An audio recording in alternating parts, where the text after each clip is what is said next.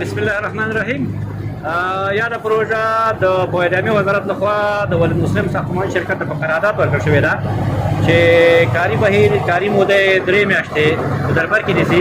په یاده پروژه کې د کابل جلال آباد د ابریشم تنګي څخه تر ګرونډې پورې د سړک ترمیمات دي چې ترمیمات په درې برخو باندې ویشل شوي دي. د 400 متره دیوالونو ترمیم، استنادي دیوالونه، د پلچکونو ترمیم ده چې په دې کې د 150 متره سړک ترمیمات هم شامل دي چې په دوه طبقو باندې ویشل کېږي چې یوه د بلډر طبقه ده او بله د وایرنګ کورس طبقه ده. دا دواړو باندې کار روان ده فعلا او انشاءالله په 3 میاشتو کې به دغه پروژه تکمیلېږي. په دې پروژه کې په مستقیم ډول 50 نفره روزانه کار کوي سره له ماشینري چې سواټور، ګریډر، رولر او نور ماشینري پکې مصروفه ده او په غیر مستقیم سلګونو خلک ترنه استفاده کوي. د سړک نه بزرګونو ګاډي په دې لاره باندې تېري.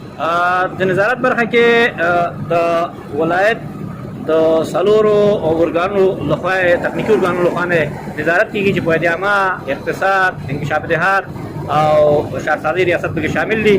همدارنګه مستوفیت هم پکې کله کله برخه اخلي او هغوی په نظارت کې شامل دي. انشاءالله نظارت کېږي او موږ د دې پروژې په تدبیر کې صادقانه شکل باندې خپل مسؤلیت ادا کوو او غواړو چې دا پروژه په ښه شکل، په ښه کیفیت او د کیفیت یې موږ تضمین کوو. فعلا خو په دې سړک کې داسې جدي ستونزې نشته ده.